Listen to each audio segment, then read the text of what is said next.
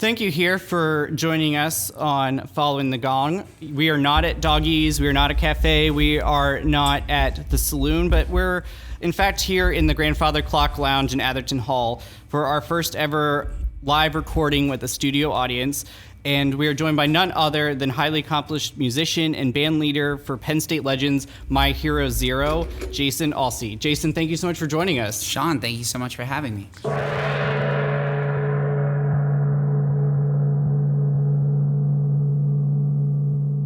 Jason Alsey, class of 2006, is the band leader of My Hero Zero in State College, PA, where he performs as a musician, writes and records in the studio, and manages equipment and practice space to keep everything running smoothly. Before joining the band in 2010, Jason performed as a solo musician under the artist name Jason O. He earned his BS in Psychology with honors in music from Penn State's College of the Liberal Arts in 2006. Jason joined the show, complete with a live studio audience in the Grandfather Clock Lounge, to share his story. Jason is a lifelong musician and learner, providing insights on crafting your skills in college, including through a gap semester and studying abroad. He also shares his perspectives on being a solo entertainer, band member, songwriter, producer, and coach through his other project, Happy Valley Song Lab. The episode includes 2 live performances, including one song from his thesis project. Any current scholar or scholar alum can get something out of this episode, and especially if they are not sure of what path to take or major to choose, are interested in a career in entertainment, writing their own music, or simply hearing about playing at Thon or which is Jason's favorite Taylor Swift era. Jason's links and a more detailed breakdown on the topics discussed are available in the show notes on your podcast app. With that, let's get back to our conversation and performances following the gong.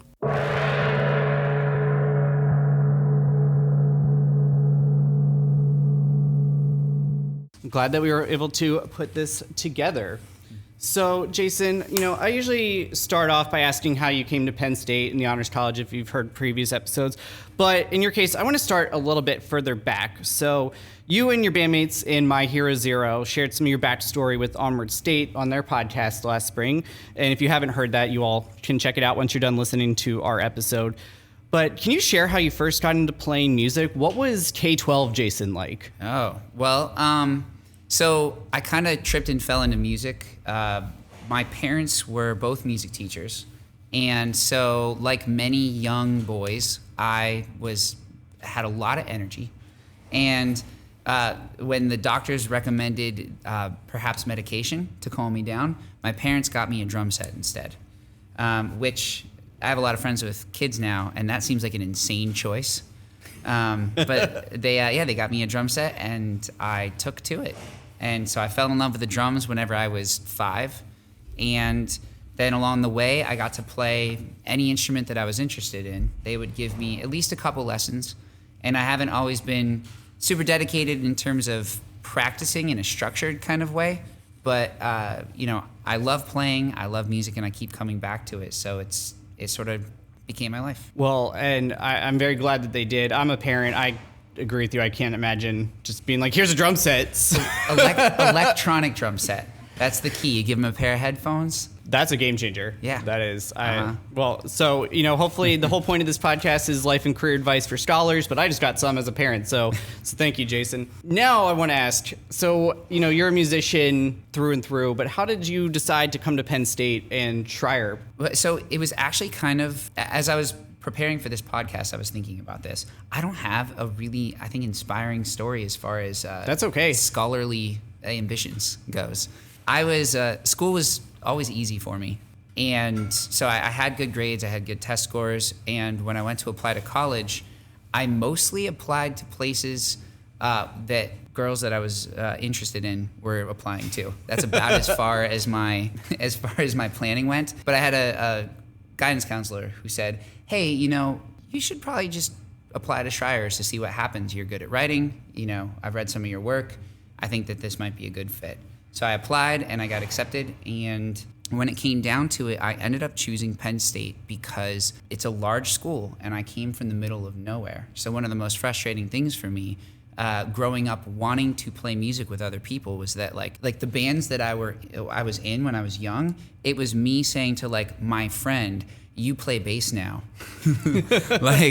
like you play bass and I think you're gonna sing, and I think, like me on the drums being like, I'm trying to manufacture this situation. And so I thought, of all the places that I've applied, Penn State has the largest pool of people, and I think that I'm probably gonna be able to meet people to play music there. And it turns out I did. Well, I think that's a good choice, but even to your previous point, I think that's how Paul McCartney ended up playing the bass. Was I think they told him, I'm not going to even try and do a Liverpool accent, but you're drawing the short straw. You're playing bass, so that's funny. Yeah, I mean, this is a huge campus here at University Park. But did you find that Schreier helped shrink that at all for you, or did you really branch out on campus? Big time. The Schreier experience for me was, if I'm being honest, the only thing that made Penn State feel worth it for me.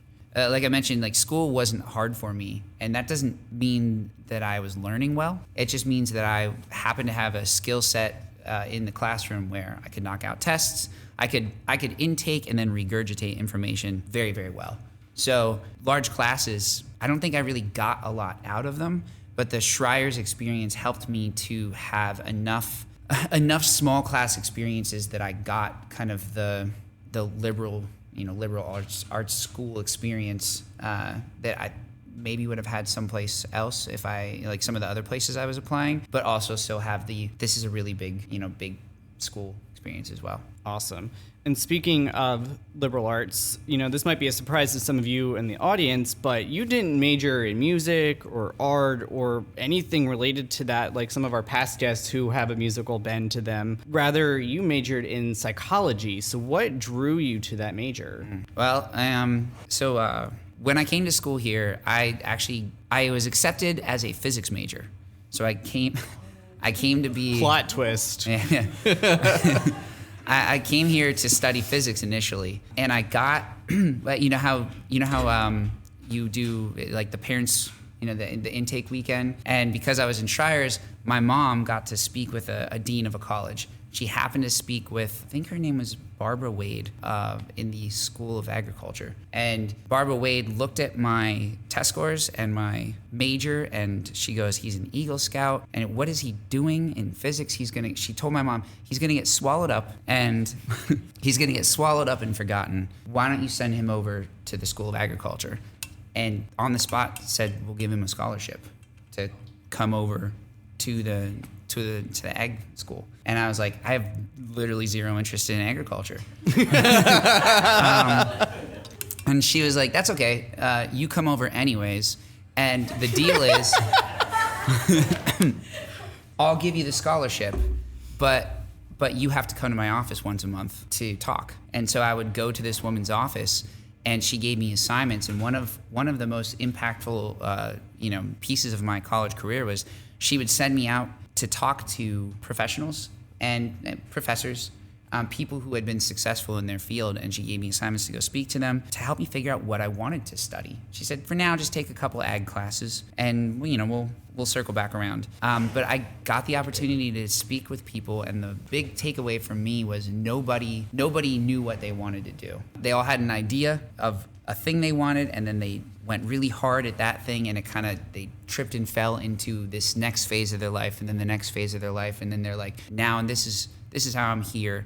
And I really came to believe that by working hard at what you're doing, you can't go wrong. And so I went from physics, then I went to the School of Engineering and focused there for a little while, and then I actually dropped out of school for a semester. I met a kid at an open mic. This is a just terrible story, but I met a kid at an open mic, and that it was over in West Halls, and we were talking outside after the set, and I told him, we were just talking about life. I told him what I've always wanted to do. He said the same thing. We decided in that moment, like 30 minutes after meeting each other, that we were going to drop out of school together. And I called the bass player from high school, and I said, hey, you want to drop out of school? And he said, yeah, I don't like school at all. So we thought we were done. We thought we were done with school. But yeah, we took the semester off is how that story ends. And we bought an RV. We bought an RV. and we recorded an album. under the name Body Clock. That was the last band I played drums in, and we ended up moving. We were gonna move to California. That was the plan. We were gonna take the RV, go to California. And the singer's parents were like, "Why don't you come to Martha's Vineyard?" They lived on Martha's Vineyard. "Why don't you come there for the summer and just like work and write and stuff?" So we went up there and we spent the summer doing the Martha's Vineyard thing, and it was a phenomenal summer. And at the end of the summer, the singer, he goes, "So my parents and I were talking, and it turns out I'm either gonna have to get a job or go back to school." So, so I was thinking we would go back to school. So I, got in touch with this school when I came back the following semester. Actually, so while I was out of school for that semester, I ended up becoming a full-time snowboarding instructor before I moved to Martha's Vineyard. So while I was snowboarding, I was reading. Like, I would teach lessons, and then I would come inside to the ski lodge, and I would read books. And as I read more outside of the classroom, I found I was very interested in psychology. So I think I was initially pulled in by the self-help genre. And I was like, oh yeah, I'm gonna fix my life for sure. But as I got involved, I found myself reading more like textbook style stuff. And I'm like, I wanna know more about people and about myself. And ultimately, this is maybe sounds like a fool of myself artist kind of thing to say, but I knew my goal was to be a songwriter and a musician. And I thought, if I study psychology, I'll know more about people and I'll know more about myself, and then I'll be able to write from a place of knowing about the human experience. So that's, I think, largely why I wanted to come back to school and study psychology, learn more about what being this is. Well, having seen you on stage several times over the years, I think you really know how to work a crowd, and we'll dive into that. But maybe that does kind of go into my next question. And this is kind of blending where we are in your story at Penn State, or coming back to Penn State, because obviously, Jason, you are a scholar grad. You came back, you rang the gong that's sitting about 6 feet from us right now as we record. What sort of classes did you take that really helped inform your experience and in your career today, both as a musician and a producer?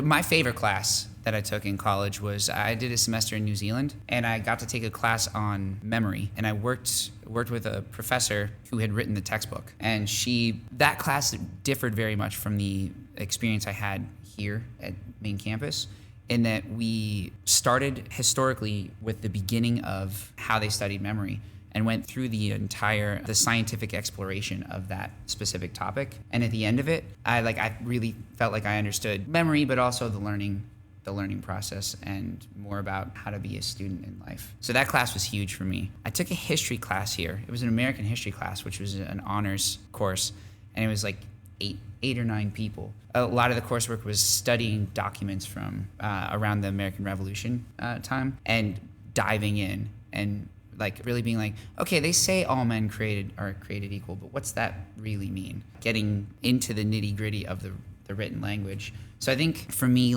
starting to dive into what do these words really mean? It really impacted me as a songwriter, and thinking about not just what's the surface message here, but what's going on contextually in the life of the people who wrote these things. Yeah, and Math 140. I took the honors. I took the honors section of 140 and 141. Those are calculus, right? Yeah, it's calculus. But I love math. This is gonna sound super nerdy, but most kids are like, oh, I want to be like an astronaut or firefighter or whatever. And I literally was like, I want to be a fourth grade math teacher. That was my dream when I was a kid, because I loved math. So I was taking calculus and fell in love with the idea of a proof. Once I understood what it was, and that you could make it up, and that it was it wasn't just an answer that you spit back out, but that you could come up with your own version of that proof, I got really excited about math, even more than I already was. And then by the end of this class, I realized that in order to be great at math, I had to practice. And so in the back of the book, they would have math questions, and I could learn the answer to, I could learn formulas and the answer to any particular kind of question, but to get an intuition in math, I had to practice. Once I realized that I had to practice, I was like, oh, can I swear on here? I might bleep it out, but I was like, oh, I'm wasting my time. I should be practicing music instead. So I think that was the last, 141 was the last math class I took, and it was part of me deciding to switch into another field that would support music.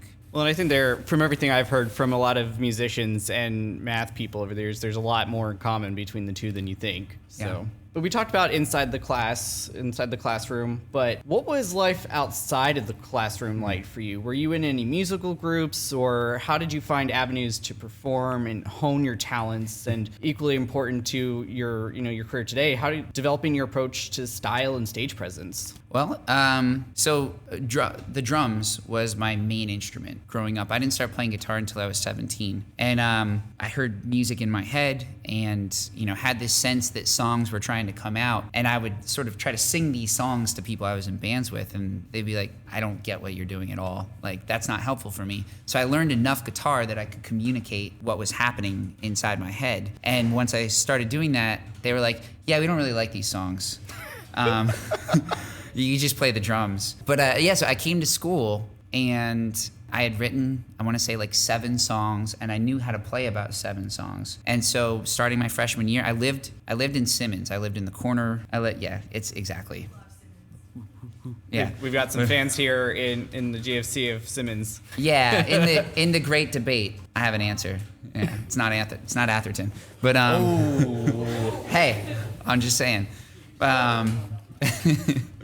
But I was in the dorm room specifically that was the corner of the building down here. So I would walk, at that time I would leave through the screen window because I was on the ground floor, leave through the screen window, walk down to College Avenue, and I would play every song that I knew how to play. And then I would buy the friends that had come with me, I would take the money I'd made and I'd buy them pizza, and then I'd put the rest in my pocket, and I did that every weekend that I could. And I was also in... So when you say weekend, was this like, we're talking Friday, Saturday night downtown? Uh-huh. Right, exactly. This is a Penn State podcast, let's be real. Yeah, right on College Avenue. It's where Yellow Taco is now. There was a clothing store, and there was a little, a triangle that I could sit on that was just off of the side of the sidewalk. I could sit on that, and people could kind of gather around me, and it didn't ruin the sidewalk too badly if I got a crowd. Yeah, so I did that, and then I was also I played drums in the Inner Dimensions jazz band, which I loved. That's awesome. So, you were able to find some experiences with kind of registered student groups through the performing groups, but then also going out and practicing your skills. I love it. Now, I'm sure some of the scholars in here, I think we've got a lot of third-year students, so they're starting to think about their thesis, hopefully. And obviously the ones, if you're listening after the fact on your favorite podcast app, after you've hit follow or subscribe, you're also at some stage of your thesis as well. Jason, can you walk us through your thesis experience from finding your topic and your advisor to submitting the finished work and bringing the namesake on of this podcast? Well, I had a sense the entire time I was working on this degree that I wanted to marry music and psychology. So I ended up on my diploma, it says BS in psychology and then honors in music. I had been in and out of the music school. I took some music classes. I was not much of an 8 a.m. person, and a lot of the early music classes are 8 a.m. So those were rough for me. But I took enough that I kind of got a sense of what the education there was like, and I was always involved in the jazz band or in some kind of something happening up there. So I was pretty familiar with the building. I went into the office and I sat down with the secretary and I kind of said, hey, I have interest in combining music and psychology, and I'd like to speak with someone about it. Who? And she pointed me in a couple different directions, sent emails. I meant to look up who I worked with, and I didn't. I'm so sorry. But I worked with I found a professor who was willing to take me on, and we sat down and talked out a couple different ideas. And the one that we landed on is that I wrote and recorded an album and then wrote my thesis on how principles that I learned in studying psychology applied to the music that I was writing or how it informed the music that I was writing. That's awesome. So, obviously there's always a written component, but you can do these creative works. Jason, is there any chance that your album is available? Yeah, it is under my old artist name, Jason O. It's available on everywhere. But I actually pulled it out and I listened to some of it this morning. I know you'd said that you were going to circle back around and have me play some music later on, but I learned the song that I named the album after to maybe be able to pull out here today. Do you want to do a quick, while we're on the topic of your thesis? Yeah, you want some music right now? Perfect. Yeah, well, let's sprinkle it in. Awesome, let's do it. Cool. So the album, I released it in 2006, which is when I graduated. The song I'm gonna play is called "Back to the Beat," and as I'm playing it, I'm like, oh man, I was like, get your bleeper on. I was so up my own, like as far as as far as like how like I was thinking about my songs. And it's a song, and it sounds like a guy writing about his relationship with a woman, but really what I'm writing about is my relationship with songwriting. Because I talked about going down and playing music on College Avenue, but like a lot of what my music life looked like was sitting in laundry rooms by myself until 5, 6 o'clock in the morning, and going to bed when people started to get up. Kind of like the very quintessentially tortured artist. Life. It felt very, very hard for me. So there's a song called "Back to the Beat." Blast from the past for me, because I haven't heard this in very many years.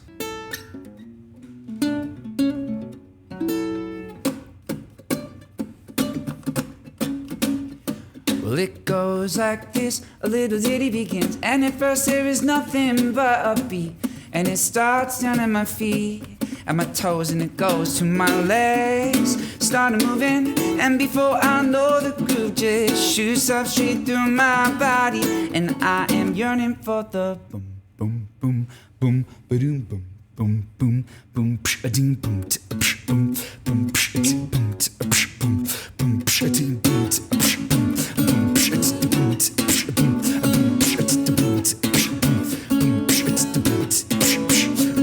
Then I add some words about my baby. I need to make you understand the difficult situation that I'm facing, what I got on my hands. She demands, it demands, it demands. She demands, it demands, it does. Oh yeah. So why don't I leave this woman? Well, I've asked myself that question time and time and time again. Why don't I leave this woman? Well, I've asked myself that question, but if I did that, I'd be back to the beat. Back to the beat. Then I sneak through the door about 3:45, and she's there and she knows where I have been, and she tells me I assumed it, that I'm a bad boy. And I say, well, I've been writing a song about you and it's true. I say, but I have been writing a song about how you are cruel, oh so cruel. So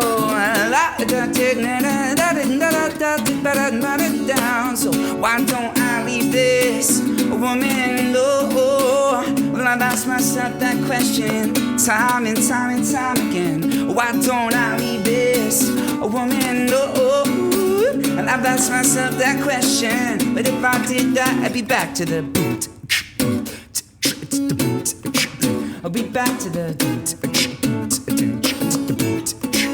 Well, I love our life together. It's so much better than I think. At least that's what she tells me when she's around. Oh yeah, but I will get it when she's down. I will get it when she's down. No, and I will get it when she's down, down, take it down, down, take it down, down. I will get it when she's down, down. I will get it when she is down, down, down, down. No, I will get it when she is down, down, down. No, why don't I leave this obsession? Why don't I put it down? Why don't I leave these songs in my head? Why don't I leave this? Cause if I did that now, and if I did that, it would be back to the boom. I'll be back to the beat. I'll be back to the oh no no no no no no. We be back to the boom. I'll be back to the.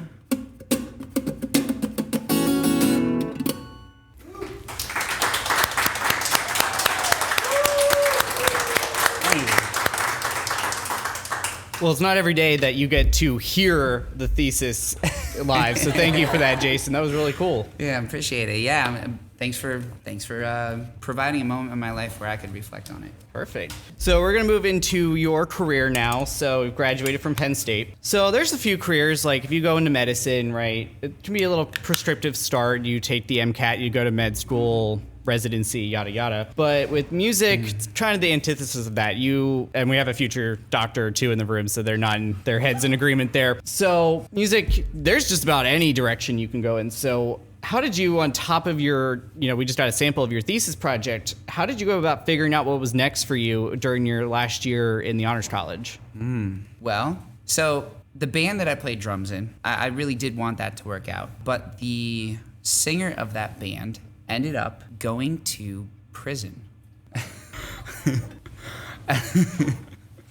Yeah, it was, I was a little bit naive, and I didn't understand the scope of the drugs that were being sold. And yeah, he unfortunately happened to live within a circle around an elementary school that was small enough to classify what he was doing as a federal crime. So he went to prison, and it ended that band very abruptly. And so at that moment, I decided, that's actually a big part of why I think I switched gears away from being a drummer to being a guitar player. It was, it broke my heart, it surprised me, and I was like, I can't, I come preloaded with fear of abandonment issues, as any good musician is. I was like, I can't trust anybody again, I'm gonna have to do this myself from now on. So I committed to the solo career, and then I started booking gigs.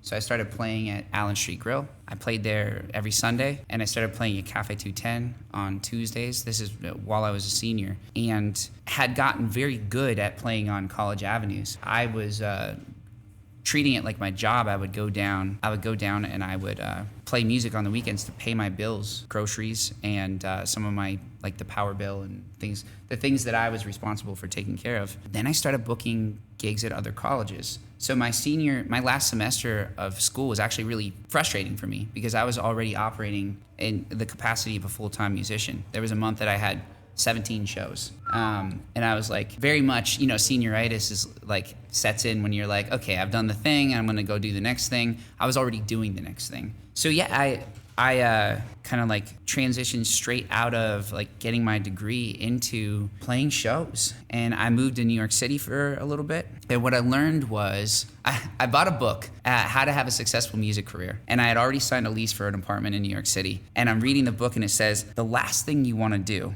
is go to a major city because you think you're gonna make it. Like if you want to be successful, be a big fish in a small pond, not a small fish in a big pond. And so I went to New York, and what I found was artistically it was phenomenal for me. I went to a lot of open mics, and I spent a lot of time like workshopping the artistic side of my life, but I didn't play a lot of shows in New York. And I found that I was always traveling to go work outside of New York, and a lot of traffic that I didn't enjoy. And then I was sleeping on people's couches at Penn State because I kept getting work here. So I was coming back to State College on a regular basis and kind of getting tired of couch surfing. And I was like, I'm gonna travel to New York once a month instead of playing in New York once a month and traveling everywhere else all the time. So I ended up moving back to State College, and I had, at some point, I met a booking agent. I played a television show for a public radio, like WVIA, NPR. And booking agent happened to be in the audience, and she's like, if you want work, I can get you work. So she started really putting me to work. And when My Hero Zero, I got a call from her, and she said, there's a local band called My Hero Zero. They haven't been around long, but they're really nice guys. And their lead singer just left. He met some guys who were successful on, I think, The Voice, Philip Phillips, couple like that era. He went to go play with them, and she was like, why don't you give it a shot? This time I had dreadlocks and wore pajamas on stage. My fit was very different. But I sat down for an interview with the band, and they were like, 2 conditions. You have to give us a year, 1 year minimum, and you can't wear pajamas on stage. And I said, okay. And then that was the next phase. And we've been doing that I've been doing that for 13 years now. Yeah. Crazy.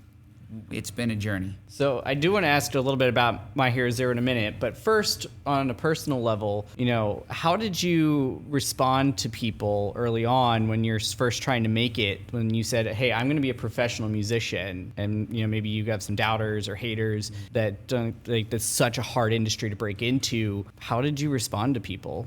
For the most part, and I was thinking about this this morning. For the most part, I was met with a lot of support. Like, there weren't very many people who were like, "Hey, that's not going to go well for you." There were some people who said that, like, life's going to get hard, and they weren't wrong. But I think really a lot of people recognized that I did have talent early on. I took to music. I've spoken the language of music naturally. I'm native in it, and so for a lot of people, I think they were like, "That makes sense. I think you should probably give that a shot." My dad said in 2006, I found a piece of paper that I had done a pros and cons list for what I'd like to do with my life. And I was pretty deep into applying for PhD programs in psychology. Love science, love math, and I think that would have been a good fit. It still may be at some point in my life. Not a now thing. But I had applied to programs, and I was getting close to a point where I had to make a decision. And I was listing out the pros and cons, and at the bottom I said, I think I can positively impact more people through a life in music than I could from studying psychology. And I circled that one, and that was kind of just, it was the decision that I made and I stuck to. And the truth is, most of the time when people hear, like back then and today, when they hear what I'm doing with my life, they're like, good for you. Don't ever stop. Please don't ever stop. Because I think a lot of people out there end up doing things that they're not inspired to be doing. And so when they see somebody chasing down a dream, choosing a path that might not be the easy or the prescribed one, I think they get a little bit of the juice from that. So yeah, I don't know. I think the short answer is I felt pretty supported. That's awesome. You talked about My Hero Zero, and for those listening, this is a podcast mainly aimed at Schreier scholars, so they're probably familiar with you from Thon, from playing outside of Beaver Stadium before some of the bigger games. We just had the helmet stripe and the whiteout. I think you guys played there. I saw you at Blue and White Weekend back in the spring. In your Onward State interview, you guys said you were founded in 2010. And I was like, wow, you guys have been around longer than the Beatles. So that's a cool accomplishment right there.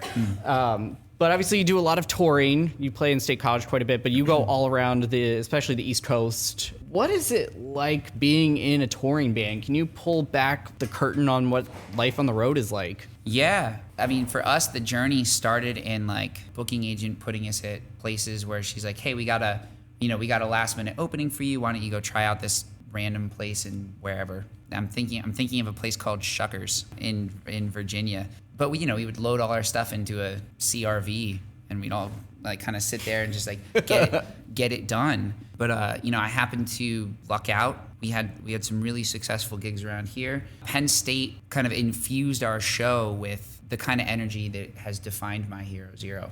It's people who are in the phase of their life where they're just discovering the bar scene, and they're really actively interested in expanding their social circle.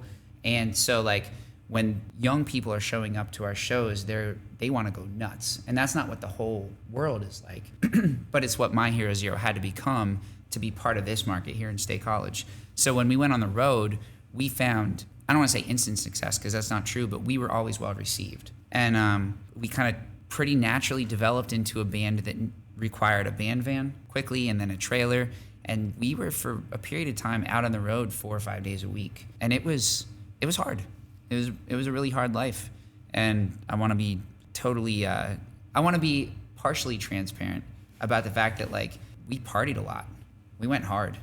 And we showed up and we matched the energy of the places that we were performing at. And I'd say we were fueled by the party and we made the party happen. And it was a vicious and beautiful cycle. But yeah, as we all got older, and some of us got burned up by it, and some of us decided we wanted to focus more on the music, and the band members have shifted a little bit, and we've landed in a place where I feel like we've tapped into being able to provide the party without being the party, if that makes sense. But yeah, the behind the scenes, it's a lot of hours in a van. Yeah, I bet. And I wanted to ask in that same vein on the business side. So you have to be pretty entrepreneurial, especially as a kind of a smaller band as you're getting started. You know, you talked about booking gigs and you've got to promote those gigs and, you know, setting your performance rates. How much are you getting paid for a show and figuring that out? But then you've got the artistic side, you know, you want to put on a good show. So how have you and the rest of the band developed your skills in that space,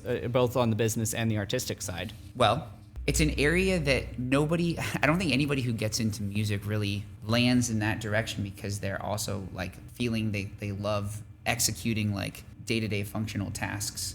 So I studied. I recognized that we had reached a point in our career where things weren't going to get better without the business side of things improving. And I started reading books about leadership and about business. And I actually audited some classes at the School of Business. I reached out to professors to see if they would let me, come in. I audited a class called How to Manage a Startup, and that was phenomenal for me. And then I audited a class called, I think it was just called Negotiating, and studied negotiations. And then also studied, there's a system of productivity created by David Allen called Getting Things Done. I got really hyper-focused on studying productivity and how to increase it. And I bought a bunch of highly recommended books on productivity, and then found, for me, the one that really resonated, and invested a lot of time into working on those systems myself. But then my wife and I hired one of their coaches and got personal one-on-one business coaching to help us learn how to create better systems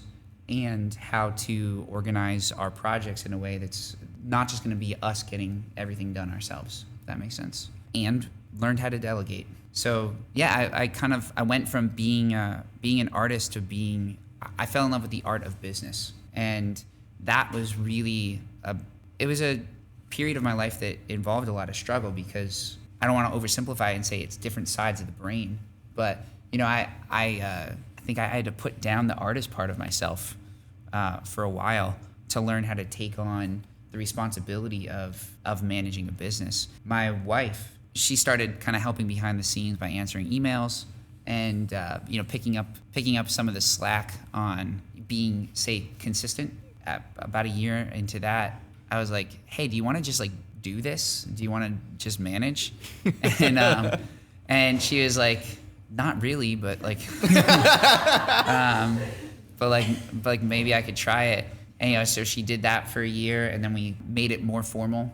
Sat down and really talked about it with the band. And I think we were maybe 2 years into really starting to flesh those systems out. We started an internship through the School of Communications, and have had we counted, I think it's 39 Penn State interns now who have come through our program to help us with things like social media and marketing, but also artist management and like video work. So we really started to flesh out a program where we had a kind of a back-end office for the band that was working to market and promote. And then the pandemic happened and things got crazy.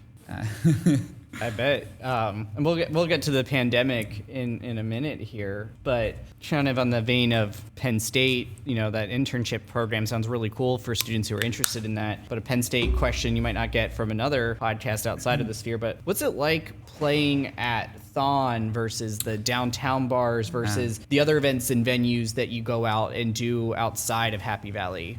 Well, the beautiful thing about music is that it's the same language no matter where you speak it, right? So there's a lot that overlaps, but the underlying feeling is totally different. In the bars here at Penn State, it's very much, entertainment focused in terms of like my job description specifically is to get and maintain attention, period. That's the entire entertainment industry.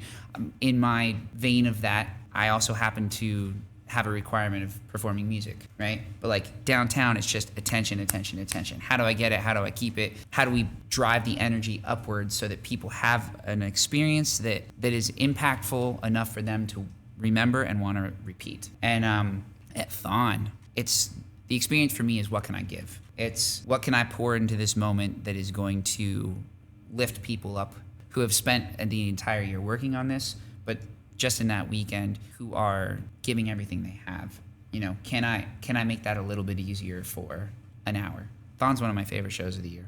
And I think for us, being on that big stage is beautiful. And the first time I was up there, I'm not gonna lie, it felt like it was all about me because I was playing for 16,000 people, and it was an incredible, overwhelming experience for me. But as I've done it year after year now, it's really hit home how much it's not about me. And one of the ways that I think I've gotten there is we typically on a Thon weekend will also do an event where we work with 3 or 4 Thon families, and they come in and we do a private show for them. And that's actually, I think I connect with that experience more so than being on stage in front of all the people at BJC. That is really cool. Is that like kind of in the same vein of like the Four Diamonds families going to hang out with the football team or the field hockey team or something like that? Same program. That's really cool. I didn't know you guys were a part of that. Yeah, it's awesome. Well, thank you for doing that for the kids. You know, we've talked a lot about the entertainment industry, and a question I have for you is, what is something that's like dead on accurate to how a general audience member here would perceive life in a band? And what's a myth about life in a band that you want to bust? Maybe something that is actually more glamorous than it seems, or something that's not nearly as glamorous as it seems? Well, the thing I'd say that's dead on is it's awesome.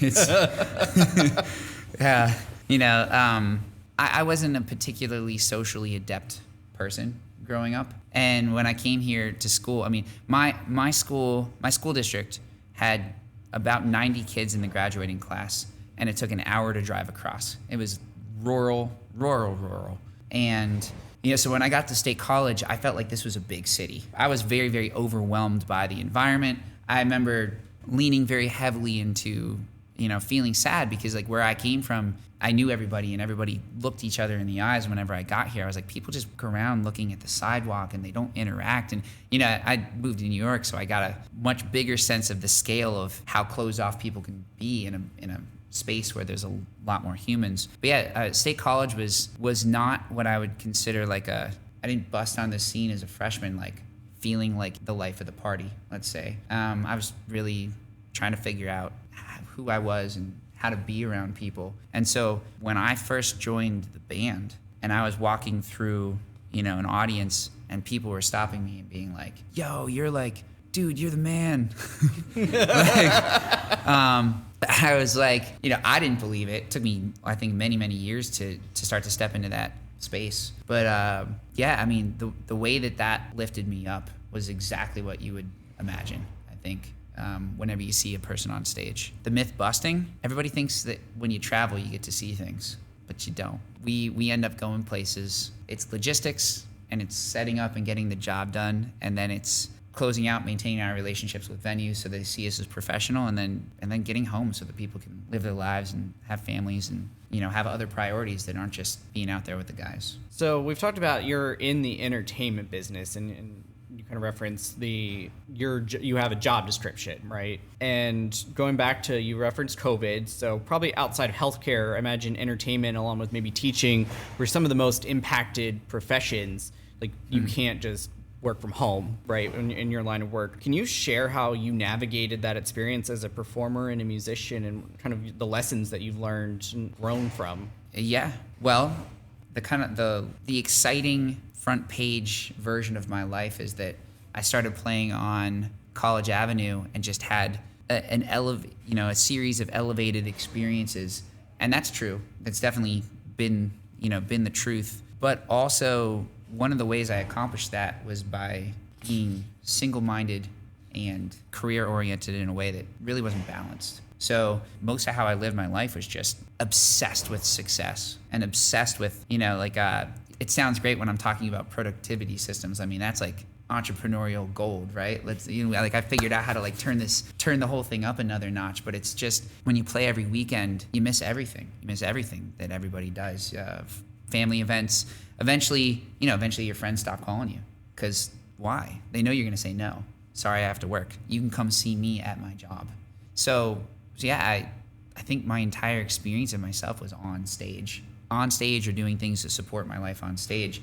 And the pandemic happened, and it felt like the house of cards came down quick. The bottom dropped out, and I realized that I had no foundation in my life, and I had to figure out who I was without an audience. In a lot of ways, I was still the kid who came here as a freshman who was overwhelmed by people and had no idea what I wanted out of my life. and had been just, bolstered up and blustering my way through the experience, trying to fake it, which I think is what we all do on some level. But in order to survive that experience, I had to really turn all of that energy that was going outwards, inwards, and focus on how do I figure out who I am, and then go forth from there. So it was a really, really big experience for me. And as the shows have come back, almost a little jarring, I finally got used to not playing all the time. And then like our agent called like one day. It was just one day that he was like, "It's on, like you're back."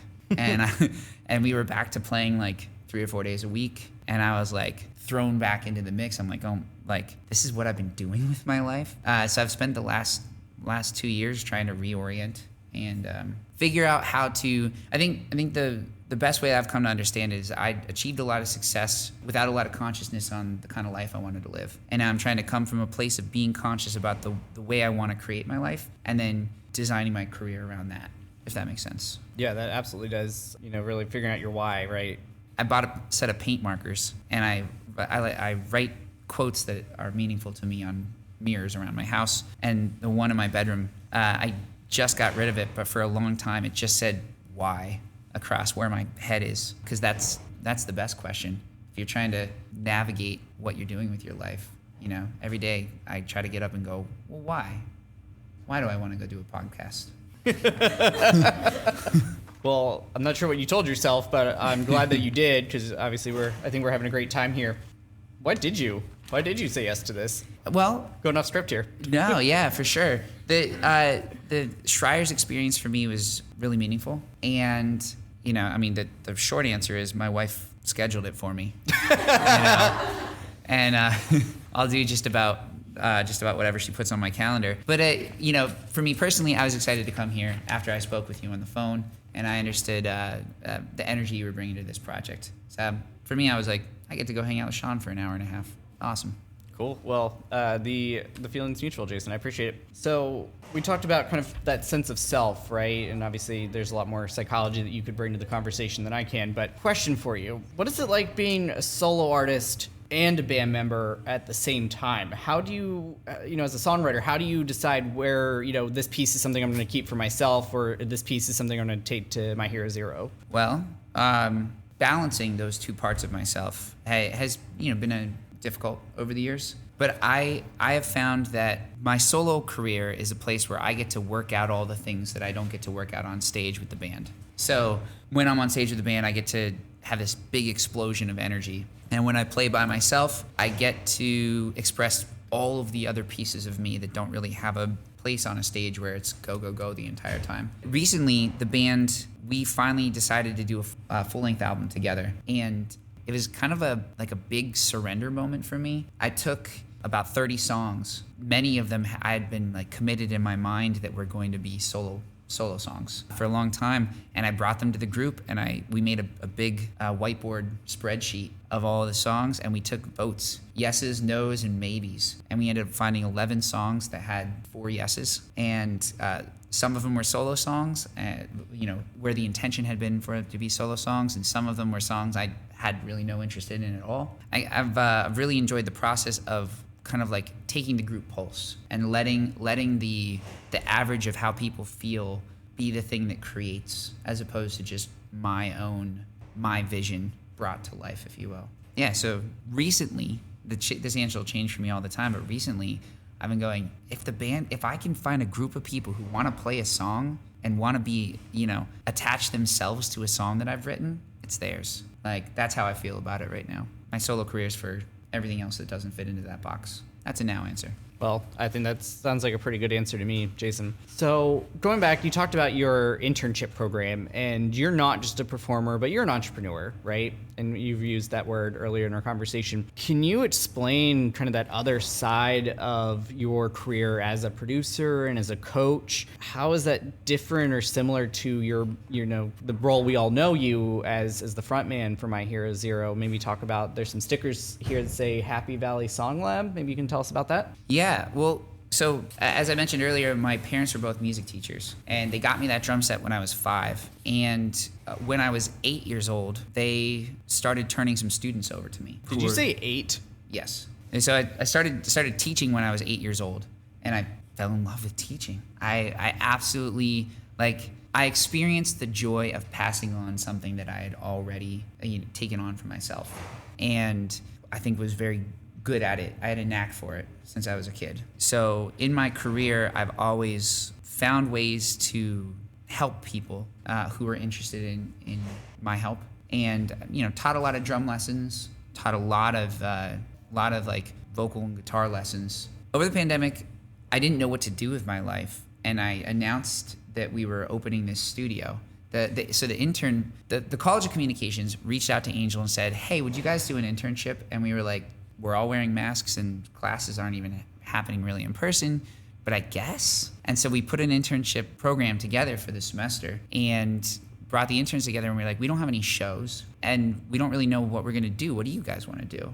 And they're like, "Well, why don't we brand this studio space that you have?" And so we said, "Sure, let's make that the project for the semester." So we workshopped the space with them, and Penn State students helped us come up with the name for the business and develop logos, and then also do like an initial marketing push. And when I announced that the studio is opening, I expected people to come to get recording services. I thought maybe that's what would happen, but people were reaching out to me saying like, "Hey, can I just come over and talk about music?" And so people would come over and they would sit down to do 2 or 3 hour sessions, and we would talk the entire time about why they wanted to play music and what was coming up for them, and more specifically, what was getting in the way of their creativity, like where were the blocks. And so after working with a lot of artists, I realized that artists of all levels, I was hearing the exact same kinds of things being said, whether it's someone who never played really at all but thought maybe they could, or someone who had written and recorded a bunch of songs and was just trying to write more. People were all feeling the same way. So I put together some tools that helped me describe the process as I see it. I initially called it the creativity conveyor belt. And could I help them by drawing a picture of what I saw as the creative process, identify where they were getting bogged down.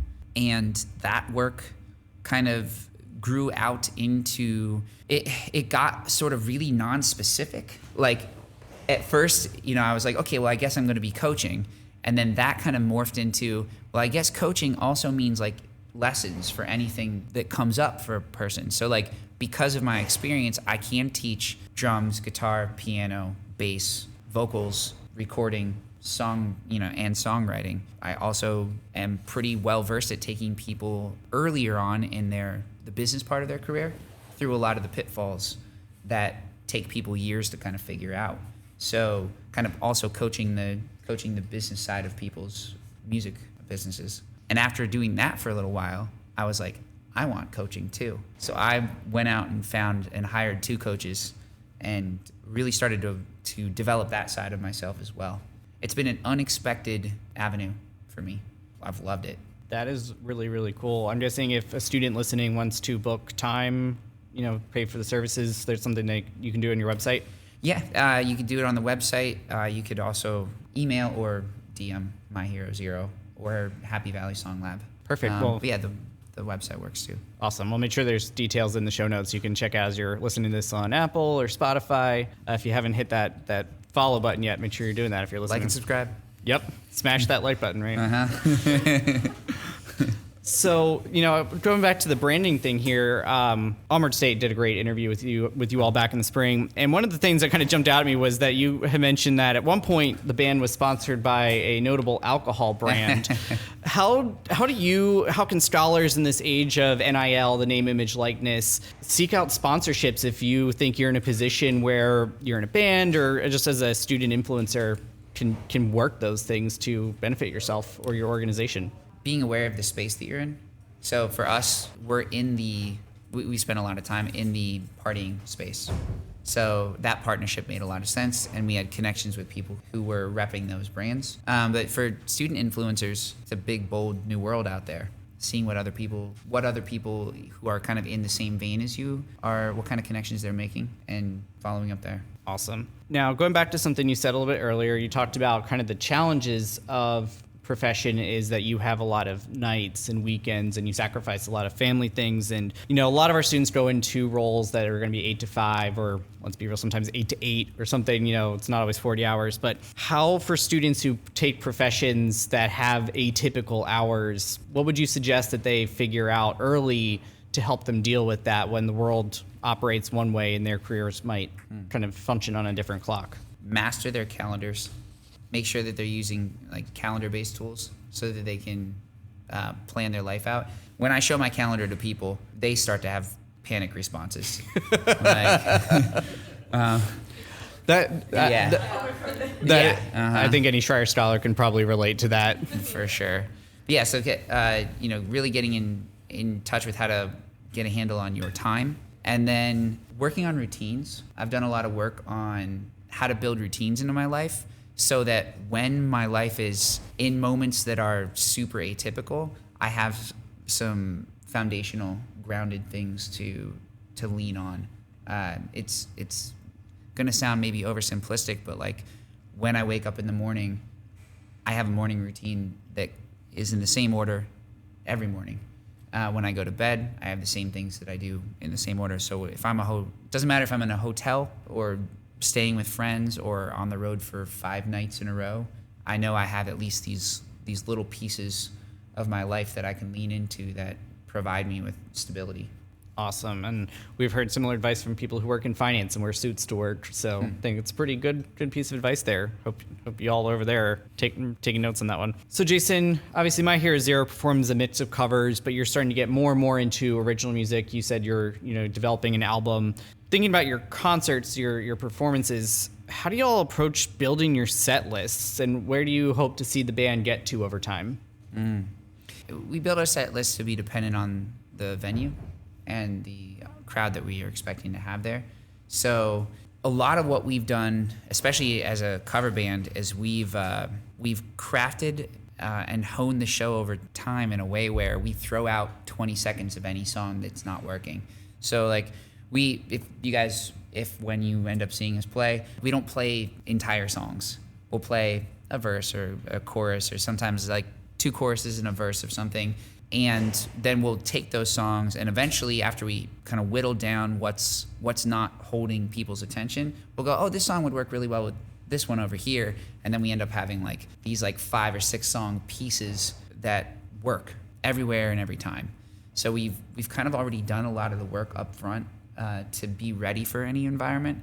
And then in show environments where people are, like if you're in more of a listening room, we get into playing more original music.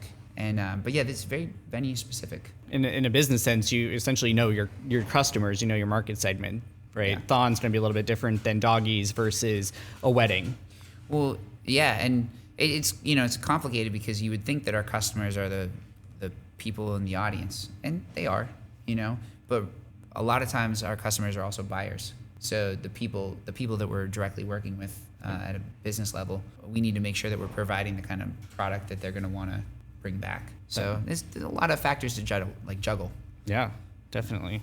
So Jason, obviously you brought us in at the beginning of this episode with the piano, and we had talked when we talked on the phone ahead of time. You said that you actually remembered coming in here quite a bit as a student and playing it. Do you want to either break out the guitar again or sit at the piano and play some of your original new music, either your solo work, something from My Hero Zero that you're workshopping that you want to share with us? Yeah, I'd love to play. You want 1 or 2 songs? Let's do one. Just one? Yeah, we got a thesis song. We'll take a modern song. Piano or guitar? Piano? Yeah? Okay. The room is spoken. All right. It's piano.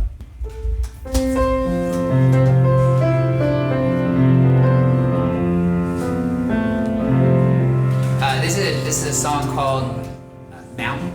This was the first song that I ever released as my full name. I kind of like stepping outside of the Jason O artist name.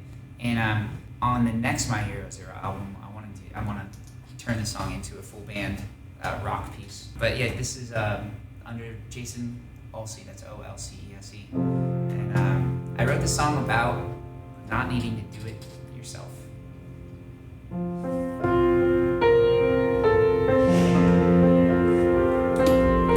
I've been feeling all alone.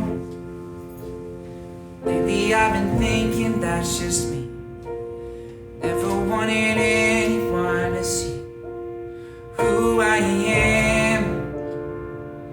I've been sinking like a storm, crashing into everyone who cares, wondering why no one's ever there for who I am.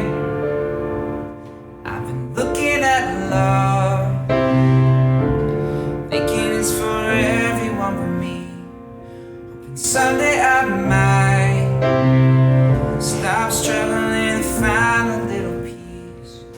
I've been trying to climb a mountain, the only truth about it is that I built it myself, and I didn't want help. And I've been holding out for nothing, thinking that someone might be there. If I could do it myself, but that never worked. I had to let someone care.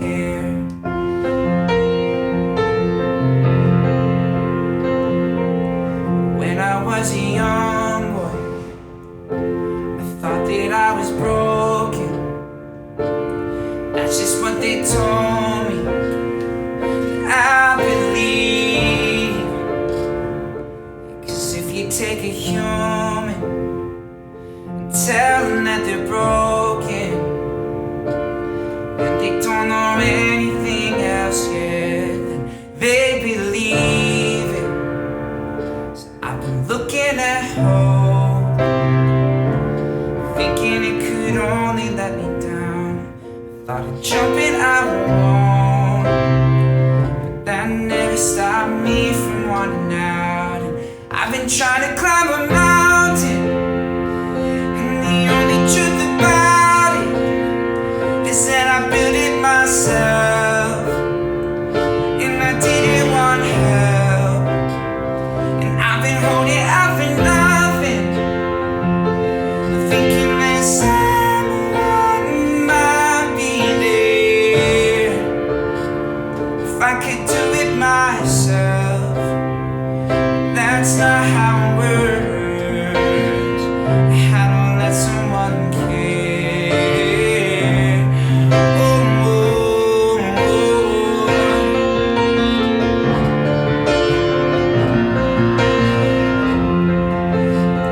I couldn't do it alone. Oh no, oh no.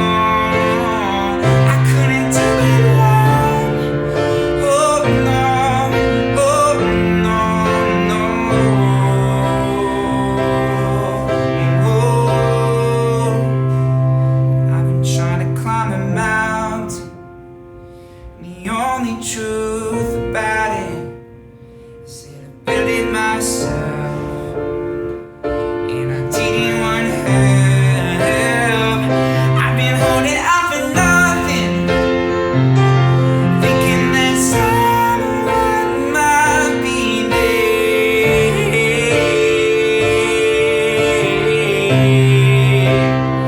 But that's not how it works. I had to let someone care. That never worked. I had to let someone care.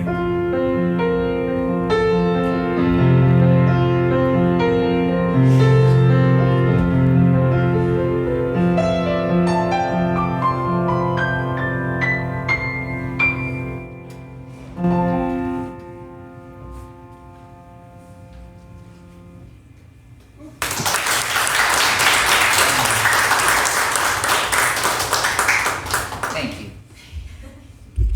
So, feels weird to be back on that piano, because Simmons had a piano. That's the only thing Atherton has on Simmons, is Atherton's got the better piano. That was awesome, Jason. Thank you so much for that. I'm musically illiterate, so I'm so impressed when the fact that you just like wrote that and composed that whole thing is just so impressive to me. You know, so that song came from, I was working with an artist, and one of my favorite exercises to give artists who are struggling or feeling like blocked up is I say, write a bad song. And so I asked him to write a bad song. And like the way I described that is say, write a song about pizza or your dog, or, you know, like make it 30 seconds long, or, you know, make it bad on purpose. Shoot for that as your goal. Don't fall into the trap of now I'm going to make it good. And after he left the studio, I was like, I love that exercise. I'm going to write a bad song. And I sat down and I wrote that in like 20 minutes. Well, I think you nailed it, but also failed it, because that was a great song. So I think you failed the write a bad song part. Nice. So nail it but fail it. I love that. All right. So this is in terms of participation. So we've got some scholars who've joined us here today. Is anybody want to hop up here on the green mic and ask a question of Jason? So why don't you, as you sit down, give us your name, what your year is, and what you're studying. Hi, my name is Samantha Powell. I am a junior, and I'm majoring in economics and minoring in English and women's studies. I have 3 questions. So Awesome. when you are performing either cover or original music, do you originally compose, or when it's already a song that's already been made, do you use music notes or muse score? Do you riff off of things that you found online, or are you totally creative in the process? You're saying in the writing process or in the performing? In the writing. In the writing process. So I've always kind of written from a place of inspiration where I'll hear something in my head, or I find a sound that I get really into. So I've written a lot with the guitar. So if I find something that gives me a feeling and I get connected to that feeling, then I dig more into that music. Same thing with the piano, the writing of that started with the melody that I played on the piano in the beginning. One of the really cool tools that I've worked with clients on is YouTube now has type beats. So if there's any kind of music that people want to write, you can type in artists that you like and then put in type beat, and then start with pre-produced tracks that have chord progressions that are interesting and in the style of the artist that you're trying to emulate. So I have written, from that place, kind of using pre-composed music to get started with. But for the most part, it's sounds or musical compositions that give me a feeling I'm looking for and want to explore. My next question is, obviously books have played a major role in landing you where you are right now, whether it's the self-help psychology books that you read at the start of your career or something you read now. If you had to compose a list like Oprah does, at the end of the year, of your top 3 favorite / most helpful books, they can be for enjoyment or one of the self-help books you read, what would be your top 3? Okay, well, I already talked about Getting Things Done by David Allen. I would recommend that to everyone for all time. And spoiler alert, it's not really so much about getting things done and being more productive, but about trying to arrange the way you interact with the stuff in your life so that you have more comfort and ease as you go about choosing how to spend your time. The next thing that I would recommend is a fantasy series by Robert Jordan called Wheel of Time. After college, I had a pretty strict rule that if it didn't have dragons or wizards in it, I wasn't allowed to read it for years. And so I dove really heavily into the fantasy genre. Wheel of Time ended up being my favorite. It's it kind of like Tolkien-esque in the the discovery journey element of it, but it's one of my favorites, and I would recommend that. And third book that I want to recommend is the most recent one I've read, just because Green Lights by Matthew McConaughey, which is really, really, really cool exploration of his life and his career, and has been inspiring to me because he talked about the way that he kind of tripped through his life and into the major success that he's had, but also talking about the conviction that he brought to the choices, how to act, and what to act, what parts to take, what roles to take on. And he really dug into a spiritual a spiritual take on how he's approached his life, and that's something that I've turned to more, especially as I've walked down the path of being alive. So for me, it was really nice to see someone that I feel like I know and can relate to because of I've felt his personality on screen and through a bunch of different characters talk about how he has experienced his existence and connects to God. And then my last question is, obviously you've had a lot of twists and turns throughout your life and career. What would be like your piece of advice, either that you told yourself when you entered college, or for any of us, like we're gonna be graduating undergrad soon, we'll be going to med school, law school, getting our PhDs, and if we enter like a fork in the road that we don't enjoy what we're doing anymore, or we're scared that the road that we're taking is unconventional, or it could be one of the favorite quotes that you've written down. Like, is there something you live by or wish that you knew? If you want to do something, do it and apologize later. The world will readjust around the thing that you've chosen to do. Thank you. Yeah. Thank you for asking. Awesome. Thanks, Sam. Are there any other scholars that want to hop up here? All right. Hi, I'm Ashley. I am a third-year scholar on the pre-med track and minoring in psychology, so hyped about that. Okay, I have one conventional and one unconventional question. Awesome. Okay, the first one is, who are your biggest songwriting and performing influences right now, would you say? Right now. I love that. Okay, listen. Straight up truth, Taylor Swift. That's a good option. That's a great choice. Yeah. Such a good choice. I love Taylor Swift. I originally wasn't drawn to her music, and then it was her business choices that really pulled me in. Whenever I saw how she crossed genres and how she was connecting with her fans, I was like, oh, I freaking love her as a person. And then I started getting into her music, and that was many years ago. Now I'm just big fan. I joke about my next music project being an all-guy Taylor Swift cover band That would be awesome. called Tyler Swift. You should do that. I would listen. I'm Tyler. Can I interject? Yes, Since absolutely. she's on her Eras tour right now, which era is your favorite Taylor Swift era? Red Album. I agree Yeah. wholeheartedly. Yeah. Such a good choice. Okay, this other one, I also have a background in music. I've been singing and playing oboe since I was 10. Awesome. So the most random music theory question I have is, do you have a favorite chord progression you like to use? Ah. Or any funky things that other people don't use? Sorry, Sean. This is why you're here, Ashley, because that is never a question I would have thought to ask. I made it onto music theory TikTok before, so. Nice. Yeah, like Jacob Collier, kind of. Oh, Jay, he's a monster. Yes. Yeah. That guy is okay, Jacob Collier, I really appreciate him as an artist because he's so freakishly good at music theory that it helped me to finally put to rest this idea that I need to attain some level of mastery over music in order to be relevant or consider myself arrived as an artist. It's like if I enjoyed playing basketball and then I saw Michael Jordan play and I was like, oh, I'm never gonna be that specifically. I like music theory, the nerdy side of things. Yeah. But it's for me it's more fun, fun stuff.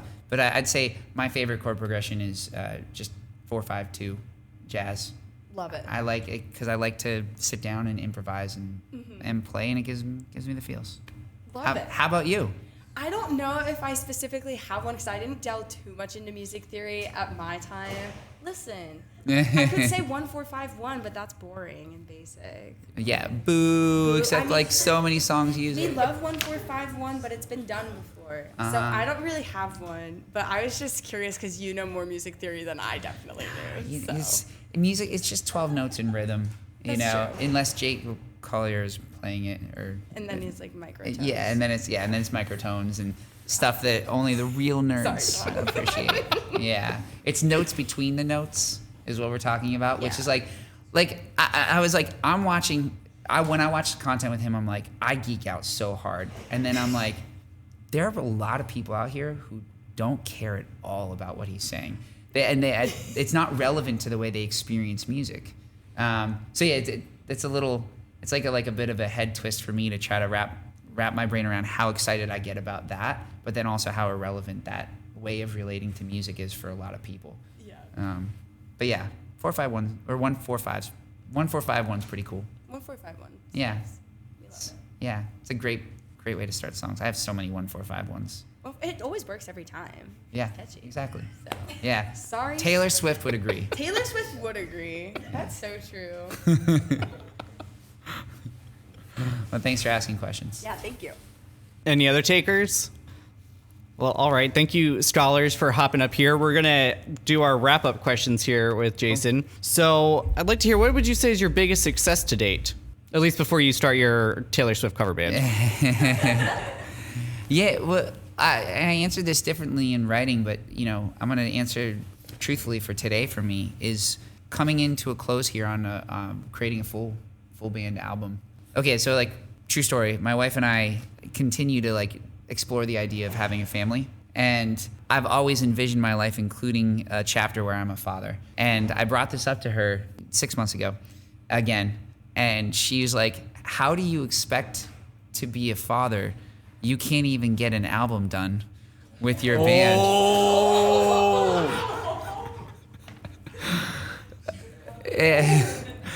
This is an audio podcast, so you can't see it, but my wife is sitting over there in the corner being like, yeah, truth. But she was right. I've done a lot of work as a solo artist, and we've done recordings as a band, but it hasn't been a super big focus of what we've done because we have a functioning business as an entertainment group. And I mean, one of my all-time goals has been to play Red Rocks. I love that venue.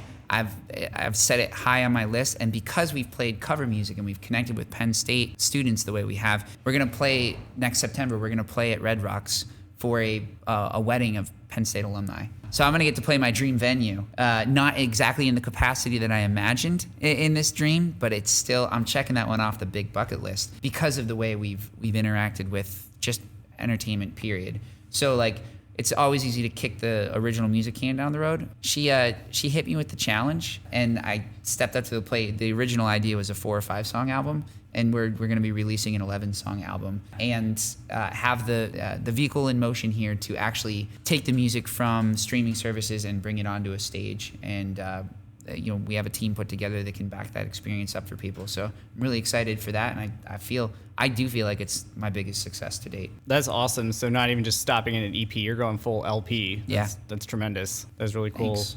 And also great that you're getting to play Red Rocks. And Thank you. Hopefully just the first of many times. Right? I think so, actually. So that's really, really great, Jason. But on the flip side, what would you say is the biggest transformational learning moment or mistake that you've had in your career, and what you learned from it? And presented in a way that can be helpful for the scholars, both in the room and those listening later on. Well, the band had a vertical booking, which means every particular day of the week. So every Thursday or every Friday or every Saturday, that's considered vertical if you look down a calendar. We had a vertical booking at a local establishment and had been playing there for years with a mutually beneficial relationship. I got in my head that it was going to be a good idea. I said, I want to start working with TikTok influencers. And so we had a TikTok influencer approach us and say hey, I'd like to do something with you. And we brought him into the studio, and we engineered a moment where his TikTok thing was that he would go kind of play his guitar in public. He'd bring his guitar into Home Depot and play it there, or kind of surprise people on the street. And so we put together a moment where he would sneak onto stage and pick up our guitar and play the guitar solo for Jesse's Girl. And we worked it out with the venue, and I got permission from the management and worked with the security team to practice this moment that we were hoping to create that would maybe go viral. And he came in, and he kind of snuck up behind the security team, which had moved forward specifically to allow us to create this moment. He came up on stage, he grabbed the guitar, and then our guitar player started playing harmony with him. It was super cool. But the video, I've never been part of a viral moment, but watching it, once it got posted, it just the numbers started flying, and I think it landed on 11 or 12 million views on TikTok, and then it had many, many, many more views on YouTube and Instagram and stuff. But yeah, truly viral moment, incredible. The timing of it happened to be right after the Travis Scott tragedy. And so one of the top comments was like, basically like kind of like poking fun at the security team for letting this happen. Like, oh, here's this, oh, like the security dropped the ball on this one. And the owner, who had not approved this video, fired us. That was the last time we ever played there. And it was ultimately a good thing. It was time. It was time for a different chapter of our lives. But yeah, like kind of like the greatest viral, you know, like I was saying earlier, attention is the name of the game that I'm playing. And so we had made this like pretty ballsy move to like create a moment that could get attention. We got a ton of attention, and it ended up being, on the surface level, the best and worst thing I ever did at the same time. And it taught me a lot about sensitivity to other people's brands whenever when I'm considering doing big attention things. And also just making sure that my communication is 110%, and not thinking, I probably communicated this thoroughly enough to people. Since then, I've always over communicated and made sure that everybody who's involved in some kind of like a marketing, I don't want to say stunt, but anyone who's involved in marketing understands what's happening and is consented. I think that's a really powerful story to take something from. Having been on the other side of like the venue and the security in my previous life, I can appreciate, that's a challenging situation for everybody involved there. Yeah. So Jason, we've talked a lot about people, how you interact with them, being in a band, being a solo artist. But thinking back to your days here on campus, and thank you again for being with us in person here in Atherton Hall. But are there any professors or friends that you want to give a shout out to from your days on campus? Yeah. So a former dean of Schreier's, Dean Christian Brady, he was here with the college for a long time. You remind me a lot of him in the way that you're, relating to and diving into the experience of talking to people about this college. And also Donna Meyer, who is in the office over here. Yeah, Donna Meyer, she while I was in school here, and then in the years following being in school, she's always made me feel like Schreier's wasn't just a school that I went to and then moved on from and forgot about. She's always made me feel like a piece of Schreier's appreciated me and still thinks about and remembers that I was part of it. So her. Yeah, big shout out to Donna. Good choice. It is not 4 years, it is for life when you're a Schreier Scholar. Oh, I like that. So, as we're wrapping up our time, is there a final piece of advice that you want to leave for not only the scholars who are in the room with us, but for those listening on Spotify, Apple Music, Apple Podcasts later on? Stay out of the steam vents. I'm not going to tell a story.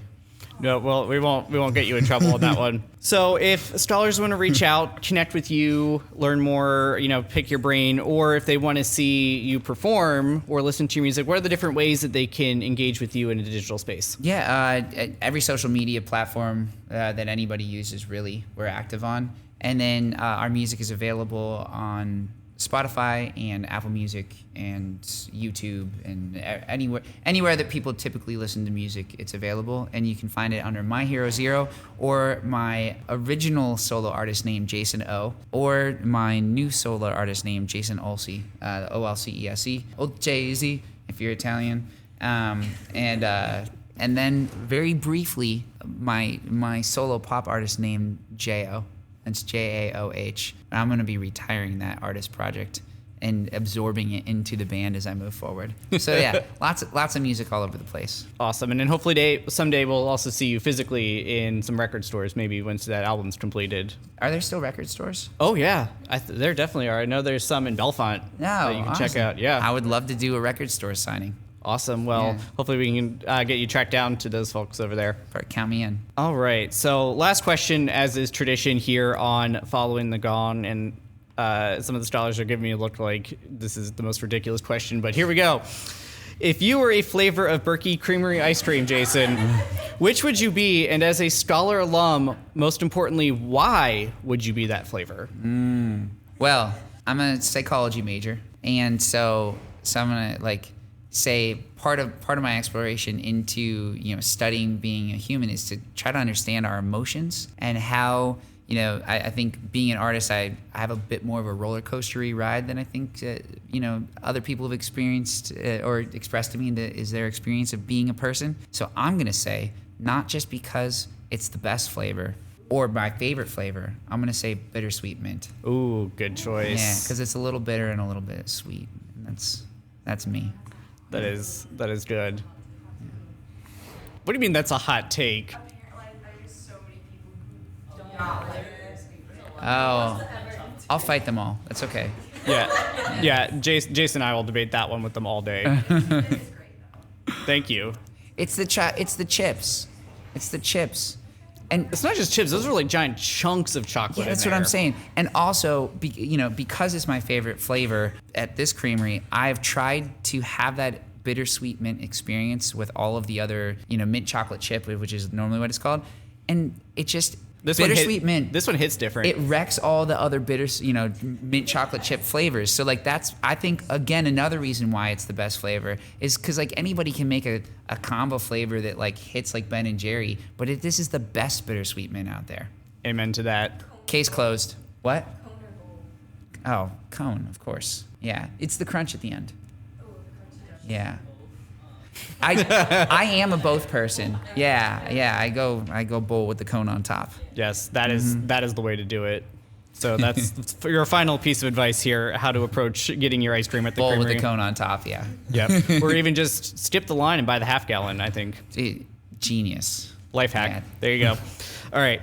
Well, scholars who are here, scholars listening on your favorite podcast app, thank you so much for listening. Jason Alsey, thank you for being our first ever live in-person event guest here on Following the Gone. I laughed a lot. We heard some great music and some great stories and advice from your amazing career in the entertainment industry. Thank you for giving us a very good amount of your time today before we're recording this on a Friday, so I believe you're probably heading off to Doggies later. Is that right? I'm going to go pick the band up right after this, yeah. Perfect. Well, we'll let you get to that. Thank you so much. Thanks for having me, Sean. I appreciate it.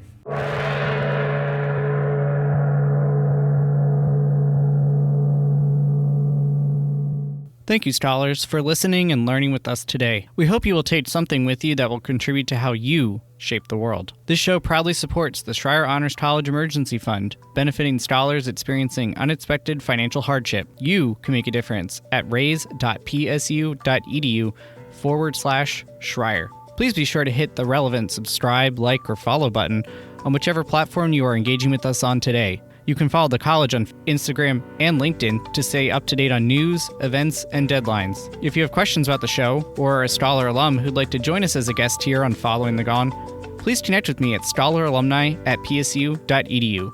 Until next time, please stay well, and we are